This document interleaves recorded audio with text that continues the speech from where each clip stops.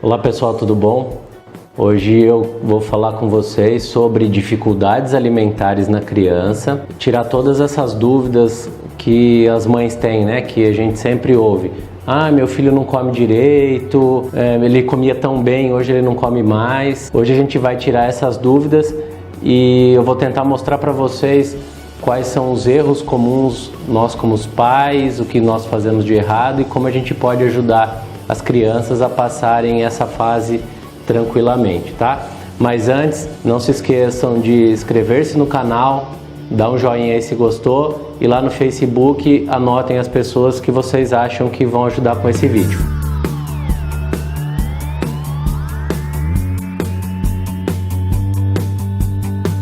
No meu consultório, a maior queixa dos pais e mães são relacionados à alimentação dos filhos. Que pai, que mãe que nunca chegou no pediatra, né, e perguntou o que está acontecendo, o que está fazendo de errado, porque o filho não está comendo direito ou ele comia tão bem e hoje não come mais.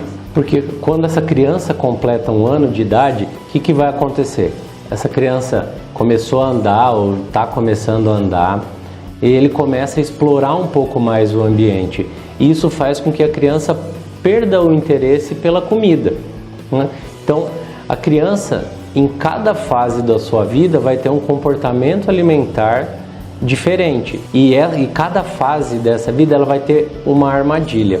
Então, eu vou explicar aqui um pouquinho para vocês de cada fase e qual é a armadilha dessa fase. Então, a experiência dos primeiros anos de vida são determinantes do comportamento alimentar da criança no futuro. Então, o que seu filho comer e tiver como hábito alimentar agora, vai ser o que ele vai ter como hábito alimentar quando for maior. Nessa fase, o comportamento alimentar da família é muito importante. Então, se a família come muito fast food, isso vai atrapalhar a criança nessa fase e ele vai levar esse comportamento futuramente. Então, assim, nos primeiros 6 meses de vida, o aleitamento é em livre demanda, tá? Então a gente tem que entender, é livre demanda, a criança vai mamar a hora que quiser.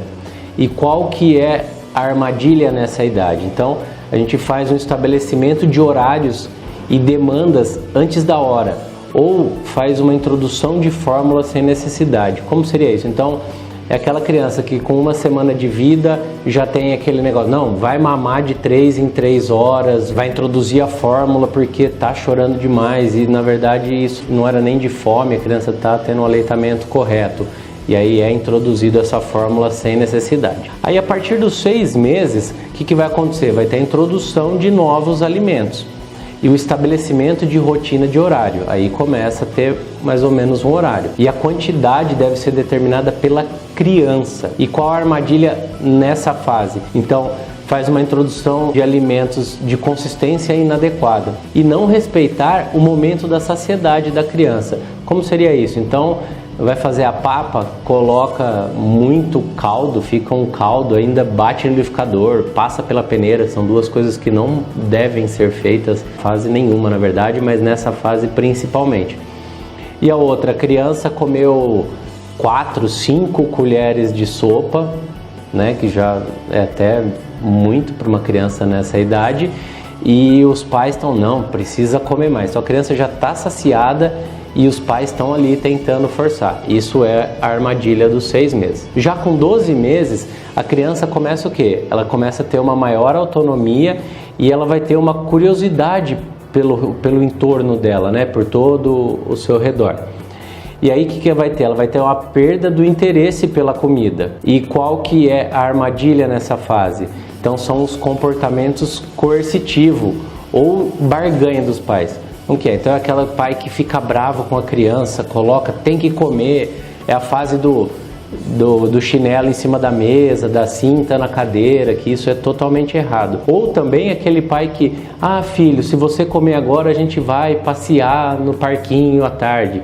Isso também não deve ser feito. Já com 3 anos de idade, essa criança começa a valorizar a aparência, então ela leva em conta a cor, a forma e a consistência desse alimento. E nessa fase ela vai ter uma seletividade transitória. A criança vai ficar mais seletiva, então ela, Se aquele prato que não é muito colorido, aquela que você olha não é um prato atrativo, a criança com 3 anos já começa a ter essa noção, então ela começa a ficar mais seletiva. E qual que é a grande armadilha dessa fase? São os pais substituírem as grandes refeições por leite ou guloseima. Então assim, você fez o prato, não foi um prato muito bonito, né, que chamava a atenção da criança, a criança não comeu direito. O que o pai faz? Não comeu direito, vou dar um leite, ou vou dar uma coisa que ela gosta, ela toma um iogurte, alguma coisa assim. Então isso é errado também. Já com 5 anos, esse apetite começa a melhorar, né? A criança já vê. E se ele vem com esses erros desde o começo, o que vai acontecer? Vai ter uma exacerbação desses erros. Então vão ser os erros alimentares que já foram estabelecidos, vão ser aumentados. E após os 8 anos, tem um aumento da demanda de calorias, essa criança começa a comer mais. E outra vez, se teve o erro desde o começo e ela teve aquela alimentação errada, então comia batata frita, gostava de lanche, aí essas lanchonetes, esses fast foods, com 8 anos essa criança vai ter mais fome, então ela vai ter uma exposição maior a esses fast foods e bebidas calóricas, e isso é a grande armadilha dessa fase. Nós médicos, a gente divide um pouco, a gente classifica essas dificuldades alimentares em 3, que seria a falta de apetite, a seletividade e a fobia alimentar. Mas dentro de cada uma ainda tem uma subclassificação, entre aspas, tá? É para a gente saber se realmente se enquadra em uma delas e se é só aparentemente ele tem isso ou realmente tem essa classificação. Então, por exemplo, na falta de apetite aparente, a criança tem um crescimento normal, apesar da preocupação dos pais. E aí o que acontece? Então a gente começa a ver que os pais têm uma percepção equivocada dessa baixa ingestão. A gente começa a perguntar para os pais como que é a alimentação no dia e vai fazendo esse inquérito alimentar e a gente vai vendo que a criança realmente come bem, ela tem uma ingestão de macro e micronutriente relativa ao peso e é normal e suficiente para essa idade, mas os pais acham que realmente essa criança não come. Então é uma criança muito ativa e com pouco apetite. Então ela tem um interesse maior em explorar, falar, brincar do que comer, tá? Mas isso é uma falta de apetite aparente, ele está comendo bem. Já nós temos a anorexia infantil, que a gente fala, tá? Que é mais frequente em algumas etapas, que são nas transições nutricionais. Então vai começar a alimentação complementar, essa criança ainda está nessa fase de transição e não vai comer muito, então a gente chama de anorexia infantil. Tá? Então são aquelas crianças que não fica sentada para comer, ela come pouco, então ele vai lá, come um pouquinho, sai correndo e brinca e volta, então eles comem muito pouco. Nessa anorexia infantil, então tem um risco de atraso de crescimento e de conflitos familiares, porque depois eu vou explicar um pouquinho a classificação de pais também, mas assim, às vezes o pai ou a mãe, deixa, já comeu, o outro, não, tem que comer mais, e aí acaba tendo esse conflito. E aí a gente tem aquela criança que é largada, que é apática, então é uma criança que não tem interesse pelo alimento e nem pelo ambiente, tá? Então ela tem um vínculo interpessoal muito pobre, ela não se comunica adequadamente. Então, crianças com problemas psicológicos, então ela vai ter má nutrição, vai se potencializar. E é a causa de doenças orgânicas, então doenças que cursam com dor à alimentação ou com essa perda de apetite, tá? São algumas doenças gastrointestinais, endócrinas, cardíacas, respiratórias. Então isso vai fazer com que essa criança tenha essa falta de apetite pela doença orgânica. Outra classificação é a seletividade. Dentro da seletividade também vai ser a seletividade aparente, que é a criança que tem uma neofobia. O que é isso? É o medo do novo. Aqueles novos alimentos que você vai introduzir, a criança nunca comeu, que rejeita um pouco. Isso é normal entre os 12 e 24 meses. Então o que a gente tem que fazer? Uma exposição sistemática a novos alimentos. E aí tem a classificação da seletividade leve, que a gente chama de picky eaters. Então eles consomem uma variedade menor do que a média da população. Então a criança nessa idade aí come 30 tipos de alimento diferente.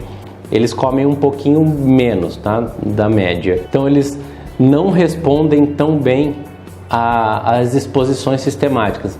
Então o que seria isso? A exposição sistemática. Você vai querer dar beterraba para o seu filho. Então você faz a beterraba, coloca ali, a criança a primeira vez vai olhar, nem olha, depois olha e já põe para o lado, não come. Aí você vai pôr outra vez numa nova ocasião e vai fazendo isso várias vezes seguidas, até uma hora que essa criança vai ter a curiosidade, já viu várias vezes e vai começar a comer. E nessa fase, então, o consumo de macro e micronutrientes ainda é adequado. A dinâmica familiar pode ser um pouco coercitiva, porque essa criança fica seletiva e os pais querem que ela coma de qualquer jeito. E aí tem as crianças altamente seletivas. Então, são aquelas crianças que comem de 10 a 15 variedades de alimentos. Então elas têm uma aversão sensorial à comida. Ela evita, por exemplo, alimentos com semelhança de textura. Por exemplo, a criança não come banana amassada, mas também ela não come o purê de batata porque é parecido, então ela tem essa aversão. Odores, temperatura e aparência também ela vai levar em consideração e não vai comer essa comida que for com aparência semelhante. Essas crianças que são altamente seletivas, elas também têm outros comportamentos sensoriais um pouco aberrantes. Por exemplo, é aquela criança que a mãe chega no consultório, começa a falar e tem 10, 15 alimentos só que ela come, e aí você pergunta, essa criança aí, ela não usa camiseta com etiqueta, né? Você tem que tirar tudo. Ela fala, nossa, é verdade, doutor, como você sabe isso? Porque essa criança tem esse comportamento aberrante em tudo que é sensorial, tanto paladar quanto no tato. Essas crianças vai ter como resultado um prejuízo no desenvolvimento mastigador e também um atraso de desenvolvimento físico. Porque essa criança não come direito. Então, aquela criança que tem 10 alimentos, ela come o purê de batata. Então o desenvolvimento do sistema mastigador não é bem desenvolvido. E a outra classificação é a seletividade orgânica.